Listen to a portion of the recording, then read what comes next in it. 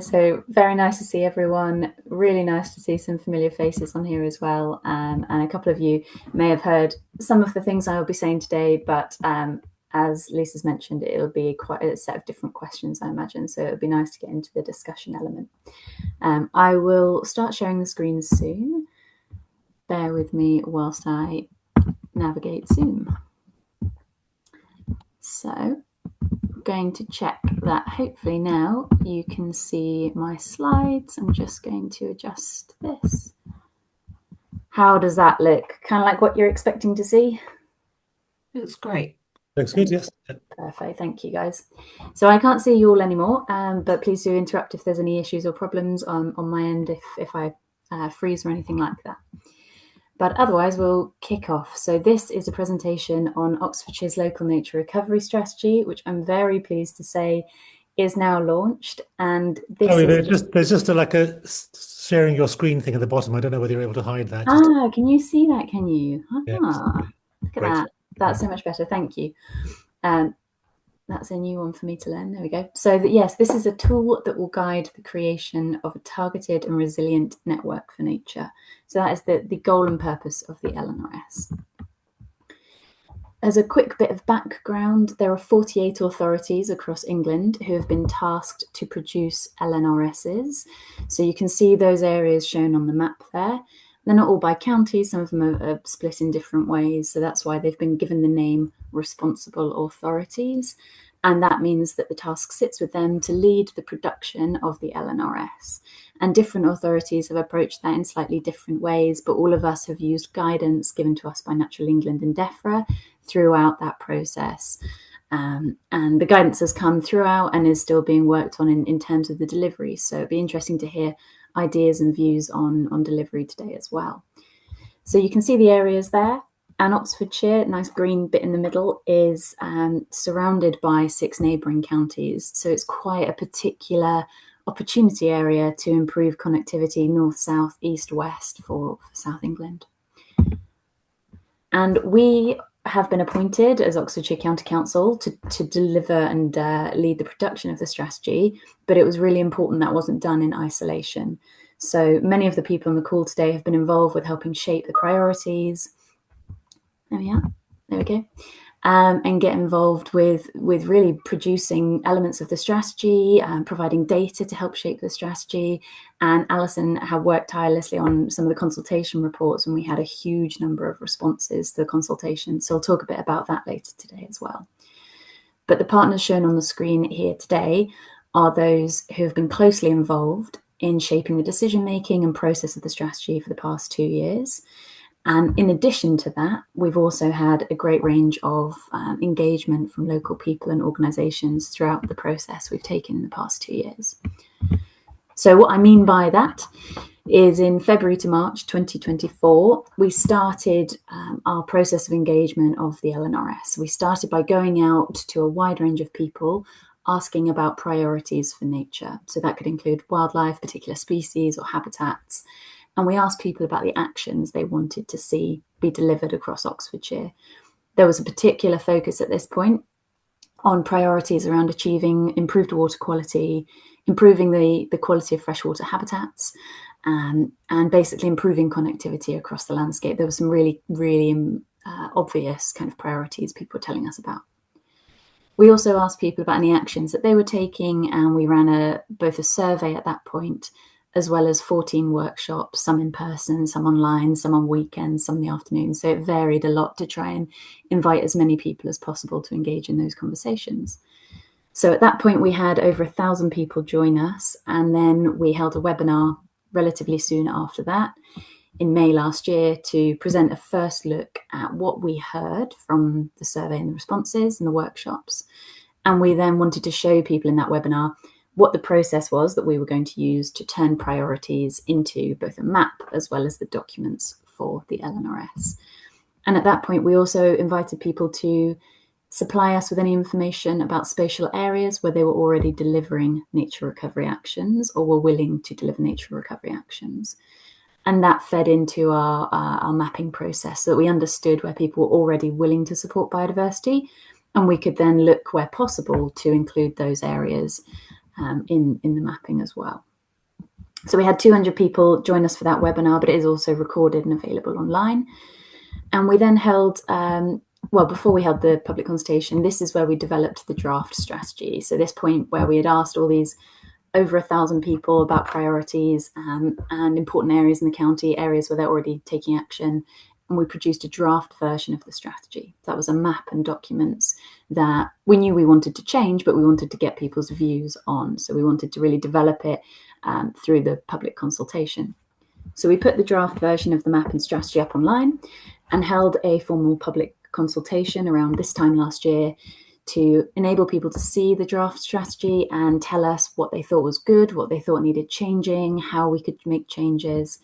And we got a really strong positive response. I think this was helped because we made a real effort to go out to events. So we went out to about 50 events, meetings, during that 6-week period with about 700 people and organisations at the time. So once that closed, we then had a phenomenal 2,100 responses from people, with lots of that being pins on our map tool. So we shared the map of the strategy, which I'll show you kind of how that looks later today, but there were pins all over the county that helped us tweak and change boundaries or adjust the types of actions we've mapped to specific locations. Some of those were from farmers who had particular interest in arable field reversion options, so we could build in landowner planning as well. So it has taken us a while to make all those changes, but it's been very much worth it. So we took a number of months to collect the responses, produce the report that is now up online. So Alison and her team worked really diligently on pulling together all of those responses, producing summaries of what was said, and we now have a report up online that describes what was said during that consultation, the types of themes that emerged, and also how we responded through the LNRS, so all the changes we made. And we are now at the point, having had that approved by all of the authorities across Oxfordshire, so our city, district, county councils have now all approved the local nature recovery strategy, which has meant we have now published that and finalised the strategy, with a total number of around 3,500 respondents getting in touch with us in the 2 years where we made that. So it's very exciting, recently launched about 2 weeks ago. And during one of our workshops early in the process, this image shows the types of priorities, actions, and the visions that people came up with repeatedly throughout the LNRS engagement process. It's a good capture of lots of the types of things that were said. So there was a range of things, whether that's about developing a pride in biodiversity and engaging with everybody, so building the LNRS into perhaps national curricula or other policies. But the real goal was clear, was to pass on functioning, healthy ecosystems to future generations, with an acknowledgement that we're working in a changing climate system and the need to do things like store carbon, tackle pollution, so that we can, in fact, pass on a system that is fit to support us into the future and that we can support. Additionally, when people were telling us about the types of habitats, they also told us about how they'd like to see those habitats laid out, and connectivity was a huge, clear priority for people. So that included comments up here like connectivity via the waterways and watercourses, so using natural features that are linear as opportunities to build and improve connectivity. And connectivity as well, mentioned down here, across key networked areas too. And you'll see throughout here species that were mentioned and are dotted around, and those came through some of the workshops and surveys too. Overall, we want to be in the position to help nature recover, not just survive. So this is the purpose of the strategy, really. We developed from these priorities that people told us, and now our published document has got within it the LNRS vision. And our vision is to achieve a well-connected, biodiversity-rich network of nature that's resilient into the future, restored for the health and well-being of future generations and for nature's own sake. And in order to achieve that vision, we've outlined a couple of principles that would be guiding that delivery of the LNRS. So the first is to enhance what we already have, so looking at existing areas that are particularly important for biodiversity and ensuring that those are supported to continue. Then to create habitats and new habitats in a way that achieves that connectivity. So looking to create this network of nature that's physically connected as far as possible. And additionally, not forgetting that in the kind of targeted system of creating corridors, that we still need to make space for nature everywhere, in schools, homes, workplaces, and across agricultural and rural businesses, so that all of the county is more permeable for wildlife and various species. So what's now in the LNRS? Well, we have two main elements, and this is standard for most of the LNRSs across the country. Everyone was asked to create both a local habitat map and a statement of biodiversity priorities. So I'll talk you through the local habitat map first. It is now an online and interactive tool that when you open it, it looks like this image on the left here. And I'll give you an example of how you zoom into it and break that down later today. But as a high-level summary, the orange areas showing up, there's 6.5% of the county in orange areas, and those are the core or designated sites for biodiversity in the county. That includes things like SSSIs, SACs, local nature reserves, local wildlife sites, and irreplaceable habitats defined by the NPPF. So that includes things like ancient woodlands and lowland fens. There's a set of habitats we were allowed to include there. And that was a set of criteria designed by DEFRA. So those are the types of habitats you're allowed to include and the types of sites. And that was to try and maintain consistency across the country. So for Oxfordshire, we have 6.5% of these agreed to be important areas for biodiversity, but they are quite fragmented or spread around the county in not always the most equal manner. So there's quite a difference in distinction as to where some of those sites are. So the LNRS was tasked with identifying in the future, from now and into the future, where should or could resources be targeted by a range of organisations to achieve the vision we set out, which is that connected and resilient network for nature. So the LNRS worked on a process using systematic conservation planning as our approach, which is a sort of discursive method of agreeing targets and viewing the outputs and then redoing things. And our tool, for those who might be interested in the technical element, was MarkSan, which we used as an optimization tool. I won't talk too much about the detail of that today, but if anyone's interested in that in the future, I can delve into exactly how the map was made. But that gives us our 6.5% with our 34% additional areas where the LNRS has said these are key opportunity areas to recover biodiversity through nature recovery work. So that gives us a targeted network to focus on producing in Oxfordshire. On the right-hand side, alongside the local habitat map, we have a statement of biodiversity priorities. And this is where the detail is really contained. So we have a description of Oxfordshire that talks about what's in the county, the fact that we're 70+% land use is agricultural and breaks down the other types of land use as well. It talks about pressures on the environment, the existing sites that are important, and sets out the vision of the strategy as well. Then we have the habitat priorities, which is a list of actions that need to be delivered for a variety of habitat types for us to achieve the priorities set out by that large range of people we've spoken to previously. So taking 3,500 responses, people told us these various things are important, and this list is where it contains the actions that need to be taken to deliver those priorities.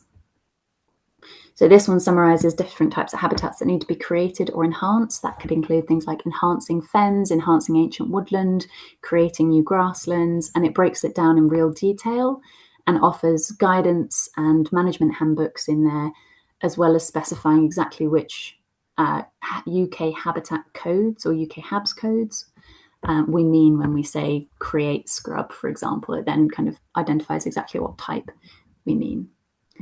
So we've described Oxfordshire. We have a list of these important actions to take for habitats. And by improving and creating habitats across the county, we expect that a great number of species would improve. And we're looking increasingly at lists of endangered and vulnerable species, but these actions are expected to significantly improve the situation for very many of them.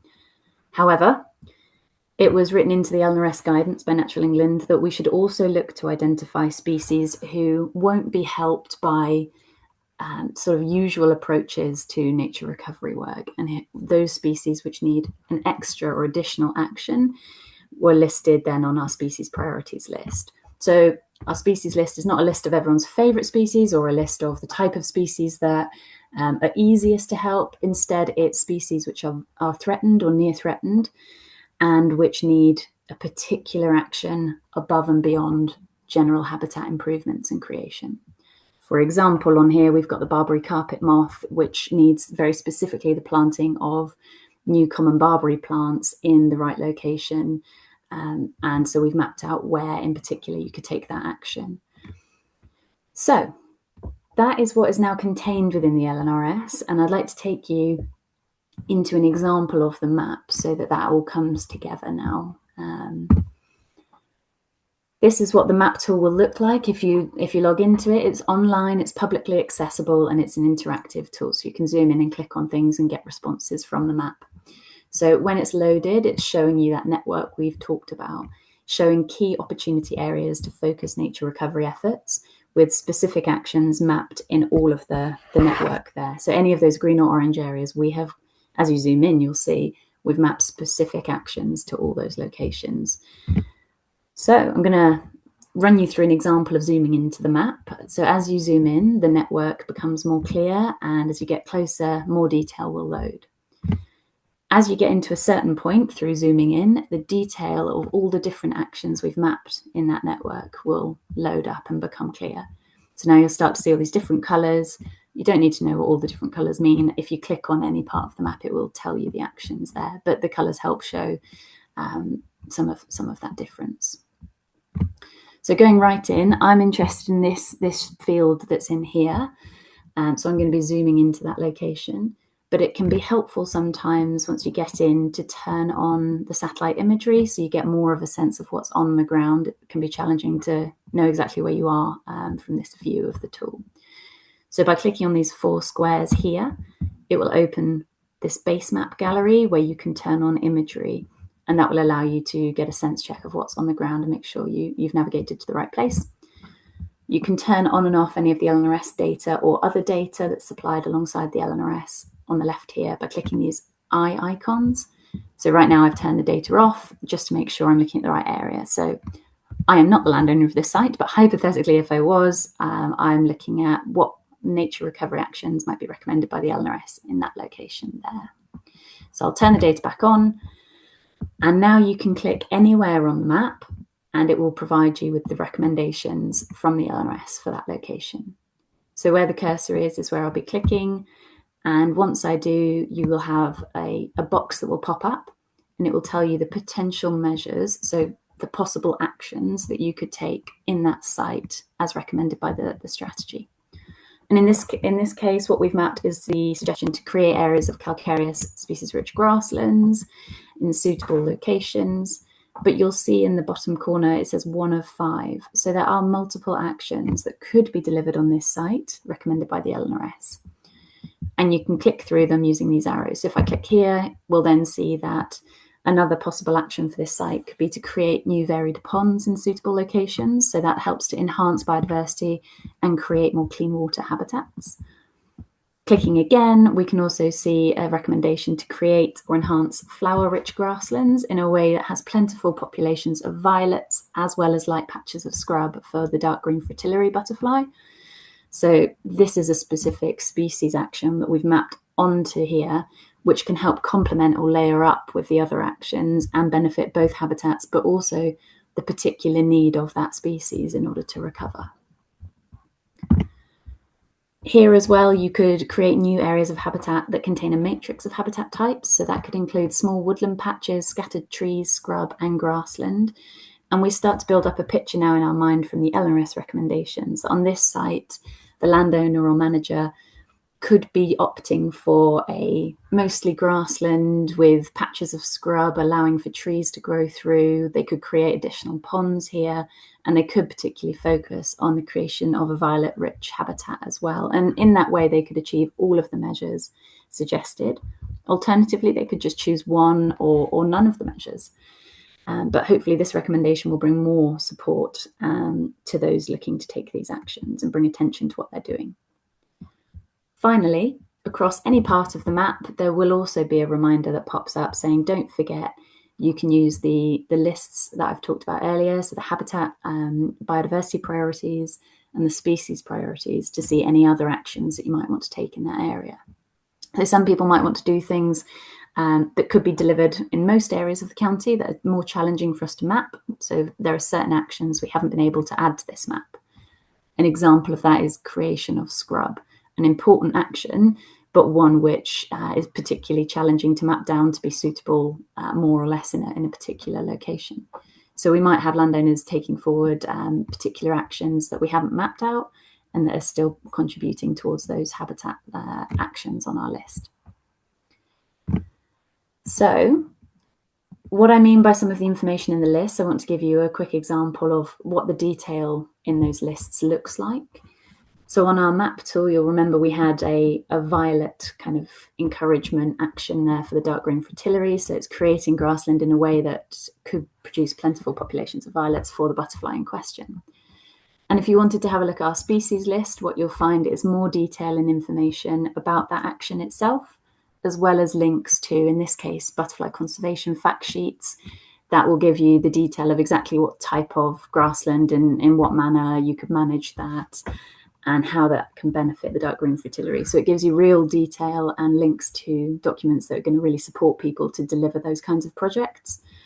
And if you'd like to see where the dark green fritillary or any of the 60 species on our list has been, there is a link to the map, which is in our document, and it shows you dark green fritillary records from 1990 to 25, so roughly the past 30 years or so. It shows the distribution of each of those species in the county, and that can help inform your decision making as well. Similarly, if you wanted to find the detail for the habitat actions, we have that contained within our statement of biodiversity priorities. And for each of our measures, so on the map we had written create areas of calcareous species rich grassland.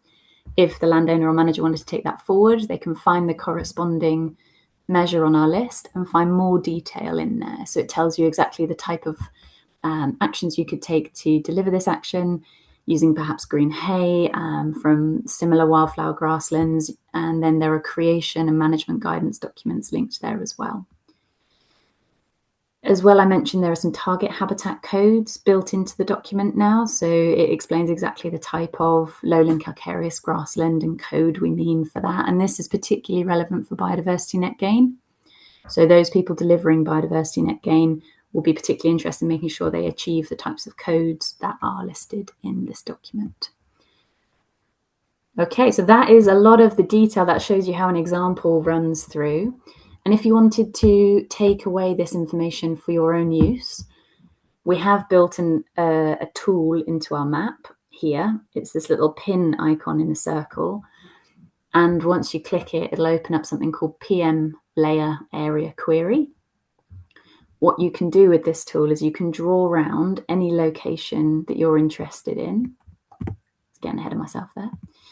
And you can select that area. Once you've selected the area, you get this report of all the different actions in that area and the shape files for it. So you can click to then export that data and use that for your own project development or your own use in whatever way you need to. So whether you're looking to analyze the LNRS or use it for a plan, you can export the data that way. If you're having any difficulty with that, you can always get in touch with me as well. Let me know if you need, for example, the whole county shape files. I can provide those separately. So all our data is open government license, hopefully building that capacity for people to take this away and use it for their own benefit. We have produced a video as well on our webpage that demonstrates how to use this function. So you can point people towards that if they're interested in how to draw around areas and take that data away themselves. So we're getting towards the end now. In summary, the strategy has created, and all of those working on it have created, a collaboratively produced tool that offers a blueprint for nature recovery actions.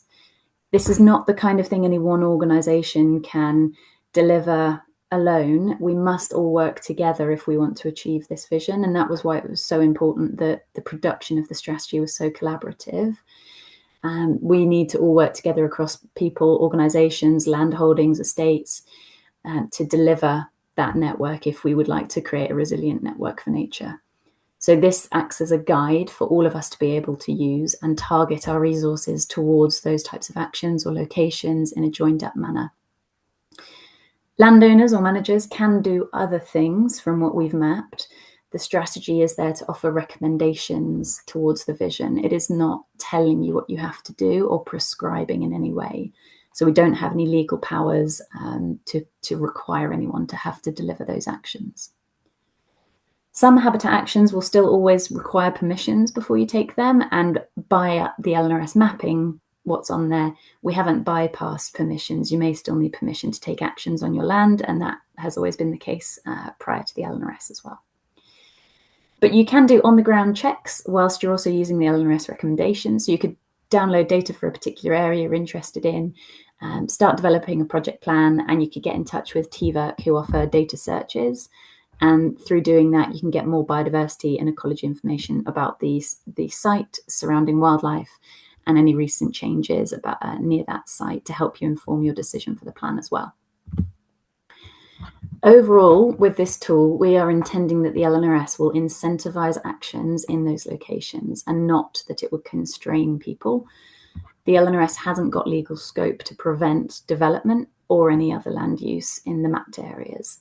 So there is some government guidance online you can have a read through if you'd really like.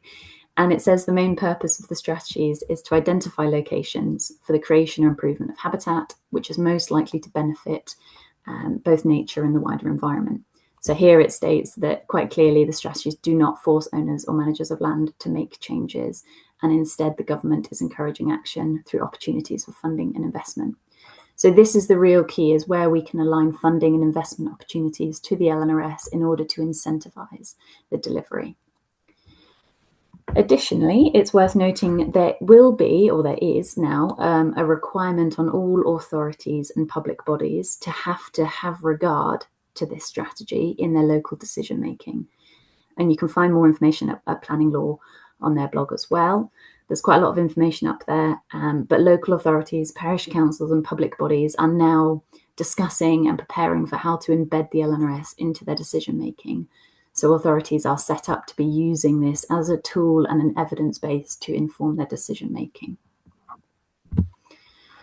What are we doing next? Well, we have received some funding for the next 12 months at the local level. So DEFRA is funding these various responsible authorities. We have received 12 months of further funding to continue working in partnership with organisations and local people to help embed the strategy into decision making, help people use and understand the strategy. So coming to various talks like this, so you might see me around quite a lot at the moment, talking with everybody about how to use and understand this tool. We're then identifying and supporting strategic projects to develop and deliver actions across the county. There is a limited amount of resource that the LNRS holds itself, but there's a lot of resource available that we can be linking strategic projects to. That doesn't always mean finance. It can also be finding the right people, making connections, helping people use data. So there's different ways we could be supporting strategic projects. And we need to identify and find strategic projects in the county. And that is a process that is now starting and will be led through the Oxfordshire Local Nature Partnership, with ourselves also supporting that. So along the way, we're hoping that we will be helping strategic projects to deliver actions and develop plans, embedding the LNRS into decision making and helping people use and understand it. But it's important that we don't forget to monitor and evaluate the actions happening across the county. So we are developing a tool at the moment which will enable people to record spatially, so draw onto a map where they've taken actions in the county and what they've done in those locations. And that will help us build up this picture of who's effectively kind of colouring in the strategy already, who's done what and where. And that will help inform future planning as well as the strategy when we come to review and republish it. So I forgot to say here at the top that in 3 to 10 years' time, government will ask all of those 48 authorities to review and republish all LNRSs using the latest data. We don't yet know whether that'll be on the 3-year or the 10-year end of that. So it's important that we get on to make sure we do monitor and evaluate from as early an opportunity as possible so that we've got as much data from local people to help inform future revisions of the strategy. So if you're interested in delivering the LNRS, some of you may already well be doing that. There are things you could do now. So you could either take one of the actions we've mapped or continue to be taking actions if you're already underway with delivery of projects. There are mapped actions on that map we've been looking at. You could also look at our habitat list to see which unmapped actions you might be interested in taking. And that includes things like creating scrub, creating traditional orchards, things that are quite challenging to pin down to a particular location, but could be beneficial to biodiversity if delivered anywhere across the county. You can also apply for funding or ask for support from local organisations in Oxfordshire, letting them know you're intending to deliver the LNRS, which priorities or which species you're intending to support, and invite them to help you with that through either additional funding or support. And prepare or deliver a particular species action. So these can be very engaging ways to produce projects and develop plans and get people working together for the same goal. I don't know if anyone's on the side of representing farmers as well, but it can be a great competition to help try and really bring up numbers of certain species across agricultural land too. So there are ways to talk with neighbours, collaborate across boundaries, whether that's administrative or geographic boundaries. And doing so, we can then support and align strategies across Oxfordshire with the LNRS. So whether those are things like local plans or individual strategies for organisations, people are already starting to build the LNRS into those, which is a really exciting opportunity for us to all work together to deliver on that. And similarly, funding bodies are looking now at the opportunities to align some of their funding with the LNRS so that we can be confident that funds are making a difference towards the vision shared by people in the county of a connected corridor for nature recovery. So you might be able to embed this strategy into your own decision-making tools or processes as well.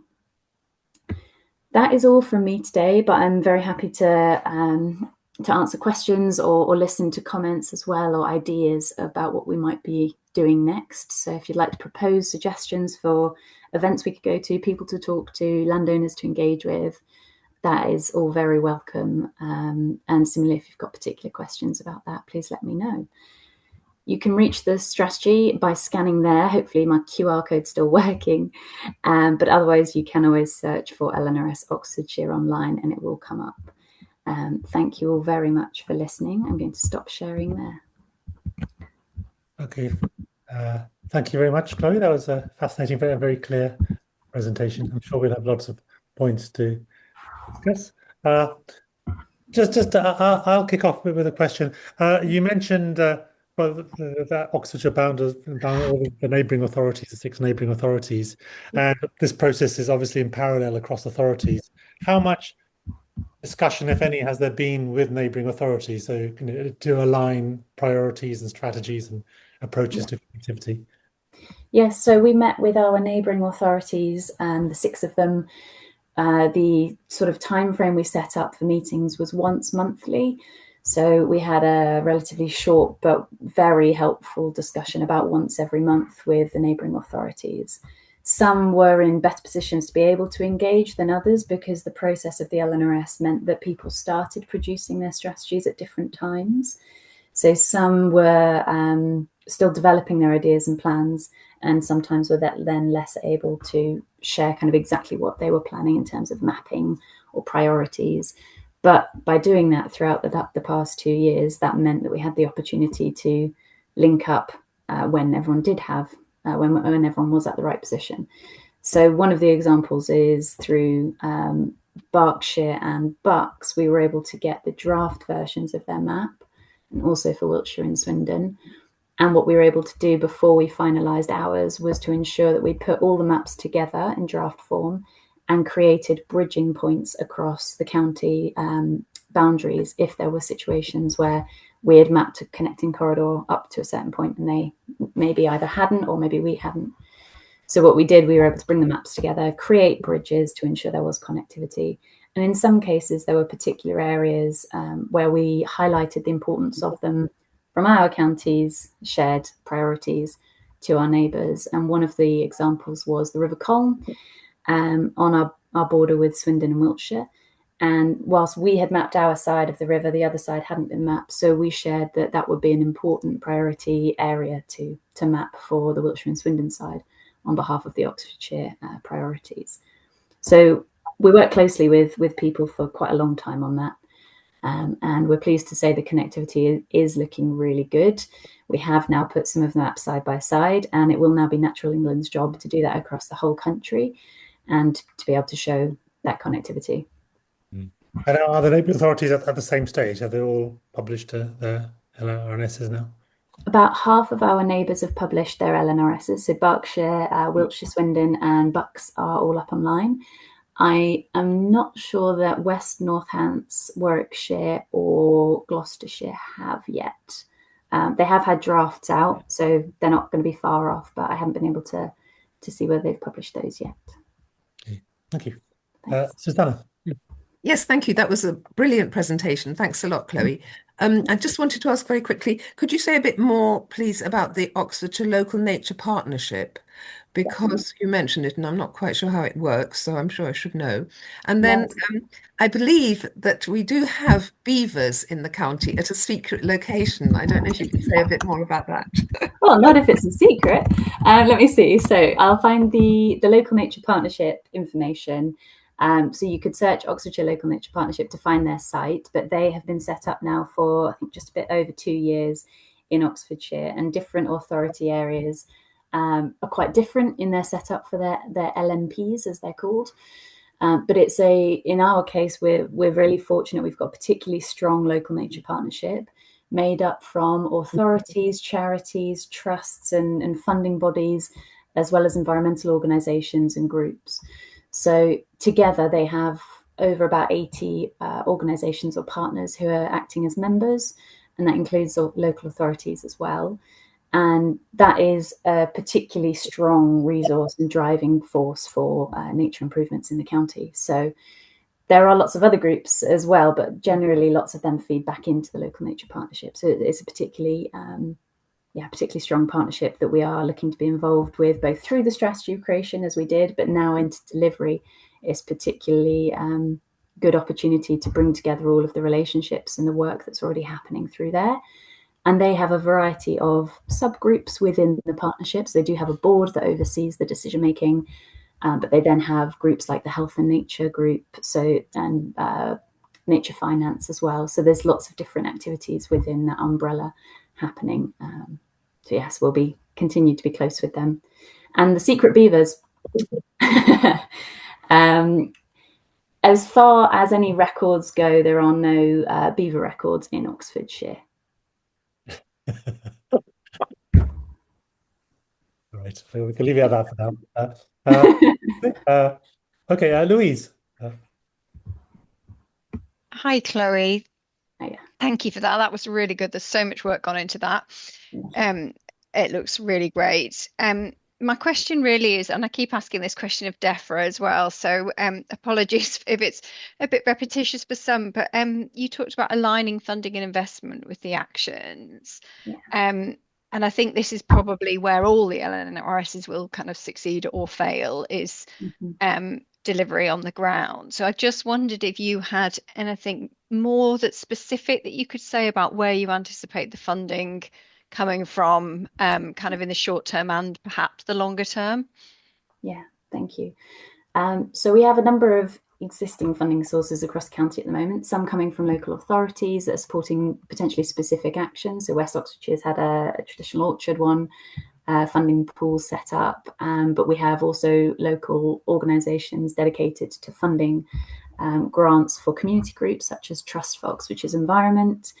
There are then funding sources coming through a lot of the national and regional bodies, and we have some that have recently set up. So Big Chalk is an example of a relatively new nature recovery fund that's moved about £800,000 recently, and will have future rounds of funding coming forward as well to help those who are looking at the chalk-related projects. But we do know that what we've got currently isn't filling the gap and that it's not enough. That's quite clear. And there's been work by Leverhulme to indicate that we need about £800 million in order to recover nature in the way that we do need. So where are we going to get the rest of that? It's a brilliant question. We're asking DEFRA and others that all the time. In the meantime, locally, the Local Nature Partnership is currently recruiting for a nature finance role. So that's trying to fill that gap of moving finances into projects. So they're looking for somebody with that skill set. So very hopeful that we get someone who will be helping to deliver that kind of work and moving money down into projects. And then separately, we are also in communication with an organisation called Rebuilding Nature. And they are looking at moving investment from various large public organisations such as infrastructure projects. And they're looking to create these effectively like targeted networks for nature, which we've produced through the LNRS. And we're looking to propose that Oxfordshire becomes a pilot for that. So they're looking to move money from infrastructure projects or large scale projects happening across the county or country and move money into those local efforts for nature recovery. So there are things happening, but I can't kind of promise exactly what we'll get, but we're going to keep working for it because we need to. Thank you, that's great. Can I squeeze in another one? Sorry, yeah. While I'm on, I just wondered if there's anything more you could tell us about the National Forest proposals, the Oxford, Cambridgeshire National Forest, or whether you might not be the right person to. There might be someone else on this call, but yeah, if anyone on this call does know a bit more, please let me know as well. It'd be great to be linked up. We've heard the announcement, and we're very keen and excited to get involved. But at the moment, no further detail has been shared down, so I'm slightly in the dark on that one. But sounds like an exciting opportunity if we can get the right locations for that. It's unclear at the moment from what I know as to whether that's Oxford as in Oxford to Cambridge or whether they mean a part of Oxfordshire to Cambridge. So I'd be very keen to hear more information if anyone does know that. Thanks. Pete? Yes. First of all, I have been in complete awe of this piece of work ever since I saw the first draft. I think it's a staggeringly good effort, and Chloe deserves a massive praise. Couple of questions. It's very easy to say for us to think in buckets, like nature goes in the countryside and not in towns and cities, but we actually know that bringing green spaces and nature into towns and cities is important both for adaptation and also for the health of human beings. How much did you manage to create pathways that went right through places people live rather than stopping at the edges?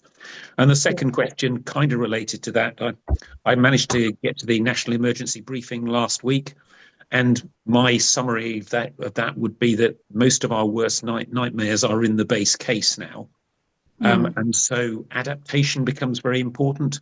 And I know that DEFRA was very discouraging of any idea that you might mention adaptation, things that you might do to stop flooding or mitigate heat and so on. How much did we manage accidentally to slip that in?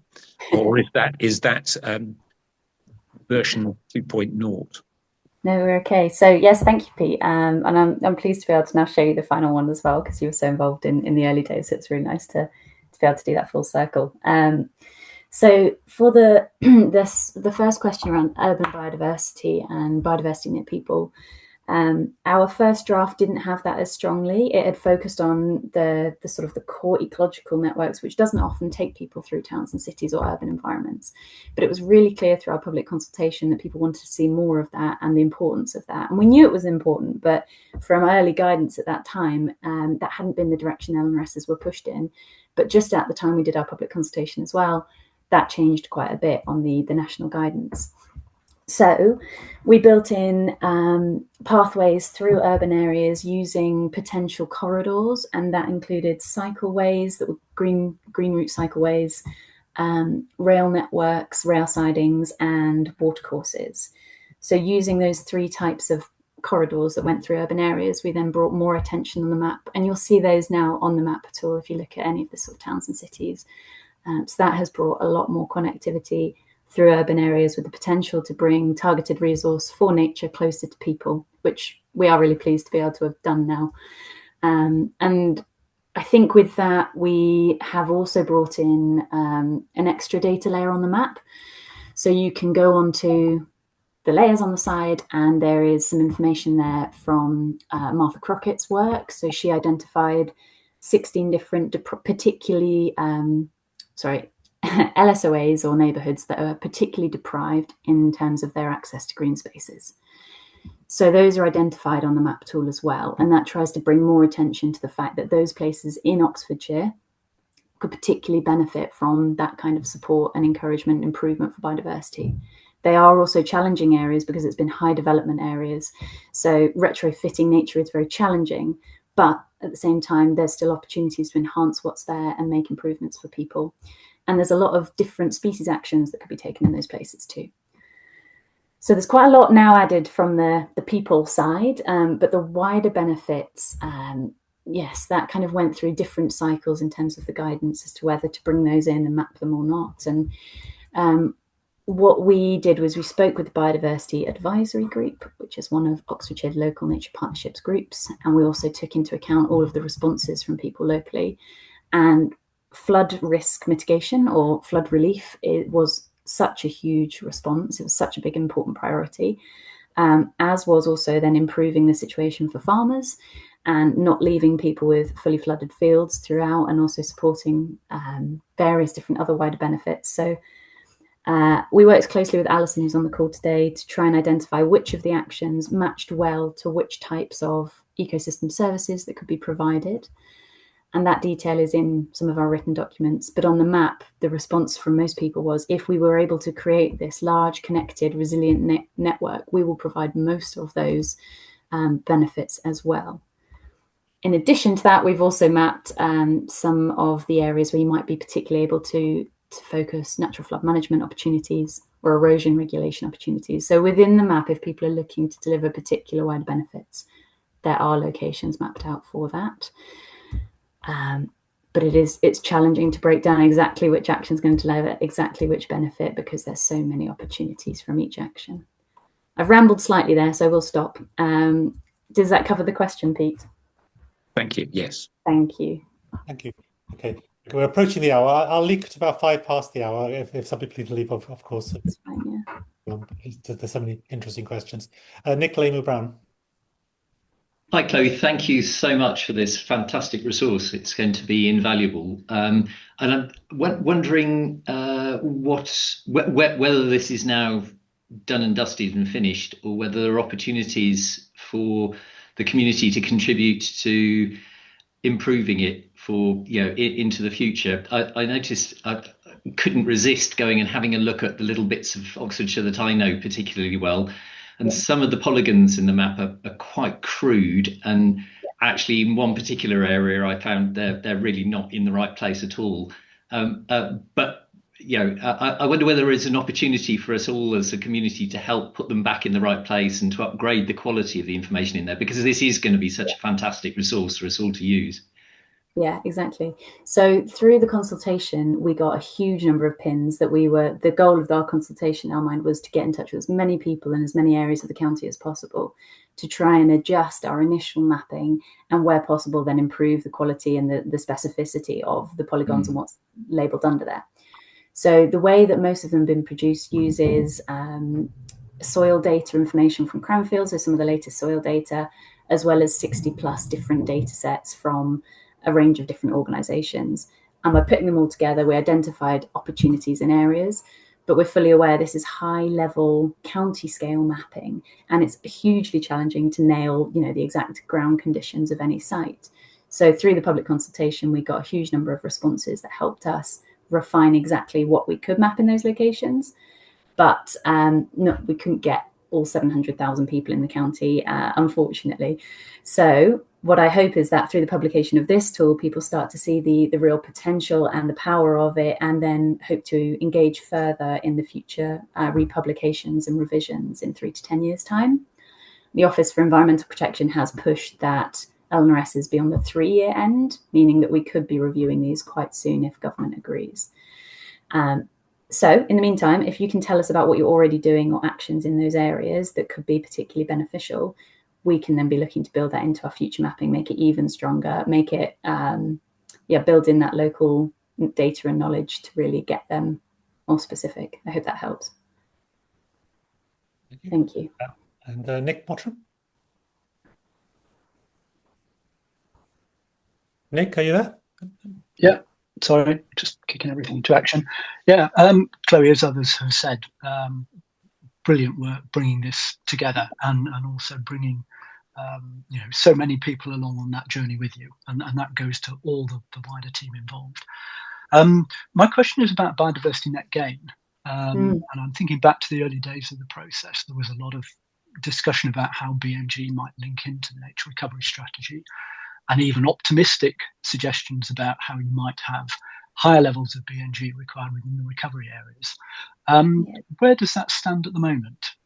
Yeah. So currently, some of the local planning authorities are preparing guidance on how biodiversity planning, BNG and the LNRS all align with each other. So that's being shared at the moment and being worked up. For BNG, what we can say about the LNRS is that in any of those mapped areas where we've suggested an action, if people deliver at least one of those actions, then they have the opportunity to get, instead of 1 credit for their area, so 1 unit for their area, they can get a multiplier of 15%. So if in the network you're developing a BNG project and you're delivering the action the LNRS has asked for, you get a 15% uplift on the amount of finance that you're going to receive for delivering that action. So it is an exciting opportunity to direct BNG efforts towards those project areas. And we do have some BNG habitat banks that have come up in those areas already. So that'll be quite exciting to see how well the LNRS maps to their delivery. And I think as well within the university, others have been reviewing the network we've mapped to see how well that could drive BNG efforts. So I can't speak for the outcomes there, but perhaps maybe that might be a future topic that others would like to cover on another call, because I think we could delve into BNG for quite a while, and some of my planning colleagues would be pretty well placed to respond to you further on that. But yes, other than that 1.15, that sort of 15% multiplier that people get, that is the incentive we know about to help drive BNG towards the LNRS. Good, thank you. What I suggest is both Julian and Steve give your questions, and then Chloe can answer both of those to save a bit of time. Yeah. Hi, everyone. Thanks a lot, Chloe. It was so informative. Following on from Nick's point, I'm particularly concerned about biodiversity net gain and areas that might come under the axe by developers. Do you think there's a sufficient uplift in biodiversity net gain scores for those that carrying out baseline assessments to try and increase the penalties for destroying areas that have been identified by the local nature recovery strategy as sort of priority? Or do you think the DEFRA metric is probably not giving enough weighting for that particular thing? Yeah. This is a question that I think we need to monitor a bit of the delivery to see how well or not it's performing. People have got major concerns about biodiversity net gain as a metric, and others can see some of the positives within it. So I'm definitely not here to either defend or promote the metric itself. But I am very interested to see if, like you're asking, does that uplift drive the type of action and delivery of those actions recommended within the LNRS? We don't know yet, but others within the university have been trying to do that assessment to see, is the significance multiplier enough to get the actions in those areas and to drive enhancement towards them instead of having them be developed. I don't know the answer yet, I'm afraid, but let's keep an eye on it. And I think the work being done in the university is going to be one of the most informative pieces that we can do to develop our understanding there. Okay, and Steve. Hi, Chloe. Yeah, thanks for that. Hi, Chloe. Great work there. Can I just start? This is a technical question. So the potential measures per location, are they suggested by experts, i.e. by hand, or do you work them out using some technical method, such as AI, for example? Yeah. So we used a software that is an optimization software. So it's not AI, but it identifies from the data you give it the best ways to achieve the outcomes you want. So you can set targets and you can say, of all the woodland in the county, we want to make sure at least 65% or something is included within the network. You could then repeat that process for a number of different areas in the county identify the types of priorities people said. So if people want all the watercourses in, we can ensure it's 100%. Similarly for chalk streams, things like that. And you can set those different targets, and the system has the ability to optimize that network faster than we're able to by hand. However, we need human oversight of that process, which is why we put so much time into our public consultation to do so. You can then tweak and review it to make changes. So whilst it's not AI, it has been greatly assisted by the technology that we used. And yeah, I'd be happy to kind of talk to people separately about that whole process, because it's quite an in-depth process. And there was another thing I wanted to add, but it's gone from my mind, so sorry about that. Well, can I just ask, is it bespoke software? Is it something that's sort of generally available, like a CH handiness or something? Yeah, so we brought in support for using the tool from a professor at the University of Kent, but the software itself is available for free online, or was at the time we used it, and it's called Marxan, Marxan, and you'll be able to find that online as well. Okay, great, thank you. Steve, it's quite widely used in biodiversity prioritization around the world. It's quite well established software. Oh, okay, great. Right. I've learned something today. Okay, great. Okay, we should wrap up, but that was absolutely fantastic. Thank you. It's really exciting to see what the work you've done there, and to see this enthusiasm from everyone to partner with it. Separately, at some point, I'd love to. I know the university's been involved, the Leverhulme Centre's been involved through Alison and others, and Martha and others in this work. And I'd love to discuss how we can support the next few years of activity in this as well. But I think that's probably a separate offline conversation at some point. Thank you so much, everyone. And yes, to those of you on the call who've been so involved, we couldn't have done this without you all. It's really exciting to be at this point and going into delivery. So thank you for having me. Okay, thank you. And pretty nice to see everyone as well. Have a good rest of the month. Bye. Bye-bye. Bye.